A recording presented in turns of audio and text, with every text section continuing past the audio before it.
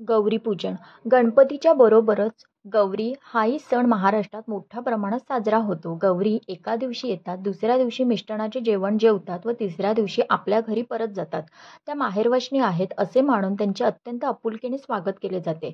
गौरी म्हणजे संपत्तीची देवता, लक्ष्मीचे प्रतीक आहे असे मानले जाते. यामागची पौराणिक कथा अशी की फार पूर्वी दानवाचे राज्य होते. दानव देवांना फार त्रास देत असत.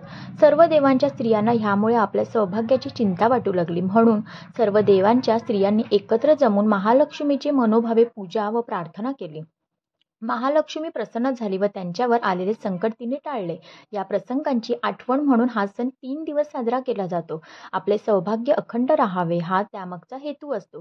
गौरी मूळ नक्षत्रावर बसवतात. ते नक्षत्र आणि गौरी आणण्याची वेळ किती वाजल्यापासून किती वाजेपर्यंत आहे हे पंचांगात पाहून गौरी आणल्या जातात. काही ठिकाणी गौरी पाटावर बसवतात, तर काही ठिकाणी उभ्या गौरी असतात, तर काही ठिकाणी बिनहाताच्या उभ्या गौरी असतात. कोकणस्थ लोकांमध्ये खड्यांच्या गौरी आणतात. एखादी सवाष्ण किंवा मुलगी नदीकाठी, तळ्याकाठी अथवा विहिरीपाशी जाते. 4 खडे ताम्हाणात घेते. तेथून खडे वाजत गाजत घरी आणतात. गौरी आणताना ज्या सवाष्णींनी ताम्हाणात खडे घेतले असतील तिने मुक्याने चालावे असा रिवाज आहे. खडे घरात आणण्यापूर्वी ज्या सवाष्णीच्या किंवा मुलीच्या हातात ताम्हण असेल तिच्या पायावर गरम पाणी घालून हळद कुंकू लावून मग तिला घरात घेतात. पाटावर रांगोळी काढून त्यावर तांदूळ पसरून खडे ठेवतात. उभ्या गौरीचे खास पातळे व दागिने असतात. गौरीचे 2 मुखवटे असतात. एकीला ज्येष्ठ तर दुसरीला कनिष्ठ म्हणतात. 2 सवाक्षणी गौरी घरी आणतात. गौरी आणावयाच्या दिवशी पुढील दारापासून मागील व दारापासून ज्या ठिकाणी गौरी बसवायच्या तिथपर्यंत गौरीची पावले काढतात. गौरी आणतावेळी गौरी कशाच्या पावली आली तर सोन्या मोत्याच्या पावली आली असे म्हणतात.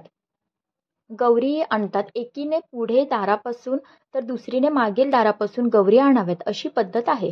उंबरठ्यावरती धान्य भरून माप ठेवतात. दोन्ही सवाष्णी उंबरठ्याच्या एका बाजूला उभे राहून गौरी मापाला चिटकवून माप लवांडून व नंतर त्यांना गणपती जिवती, दुभातेची कपाट, कोठीची खोली, दागिन्यांची पेटी दाखवतात. नंतर गौरी जागेवर बसवतात.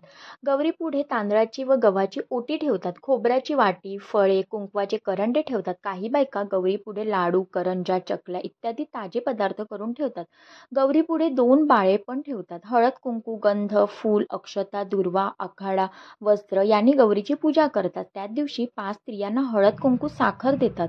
दुसऱ्या दिवशी पुरणाचे दिवे करून आरती करतात. गौरी जेवल्यावर गौरी पुढे 2 गोविंद विडे ठेवतात. साधारणपणे पहिल्या दिवशी शेपूची भाजी व भाकरी हे मुख्य पदार्थ व इतर कोणतेही पदार्थ केले जातात. दुसऱ्या दिवशी मुख्यतः पुरणपोळी करतात. तळण, खीर व बाकीचे स्वयंपाक इतर सणांप्रमाणे करतात. तिसऱ्या दिवशी गव्हाल्याची खीर, कानवला व दही भाताचा नैवेद्य हे प्रमुख पदार्थ करतात. तिसऱ्या दिवशी संध्याकाळी 4 वाजल्यानंतरही केव्हाही गौरीवर अक्षता टाकून गौरी उतरवतात व त्याचे विसर्जन करतात. अशाच विविध व्हिडिओसाठी चॅनलला नक्की सबस्क्राईब करा आणि नक्की लाईक करा.